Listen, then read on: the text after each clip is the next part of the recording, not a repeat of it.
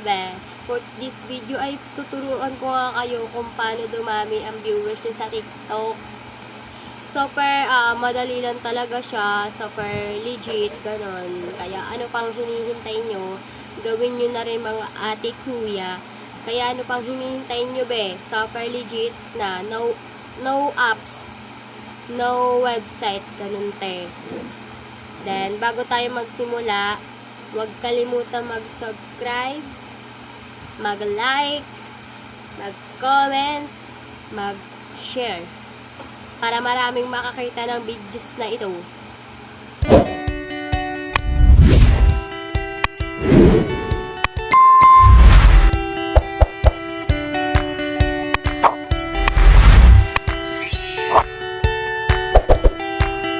So first, pupunta muna tayo sa TikTok account ko.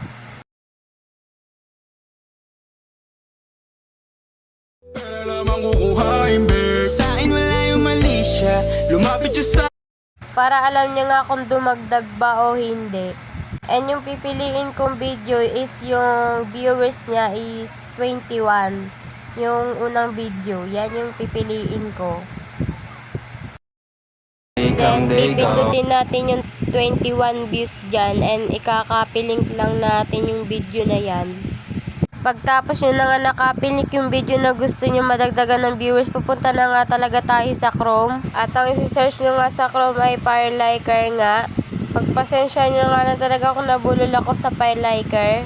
At pindutin nyo na nga lang yung FireLiker dyan at hintayin nyo nga kasi naglo-loading talaga yan.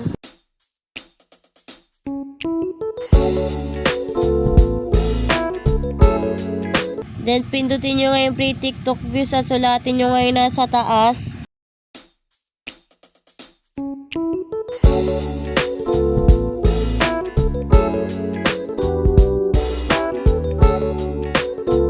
Then, ilalagay nyo nga yung copy link dyan.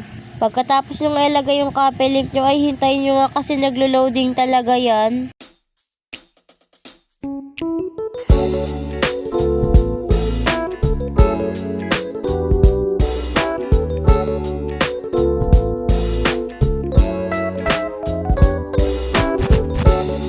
Then, pindutin nyo nga yung send views and hintayin nyo kasi naglo-loading pa nga talaga dyan.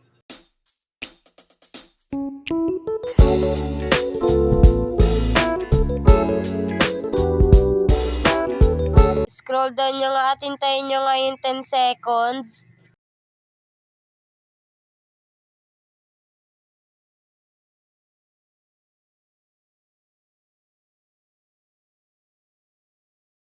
Then, pagtapos nga ng 10 seconds, and punta na nga tayo sa ating TikTok account para nga makita na natin kung nadagdagan ba talaga yung viewers.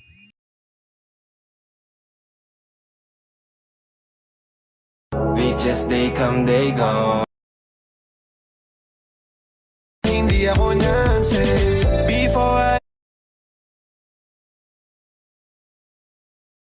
Bitches, they come, they go. Makikita nyo ngayon na nadagdagan nga, bali nga ang viewers ko yan ay 407. At ayun nga lang ang ating video. Salamat nga talaga sa panonood.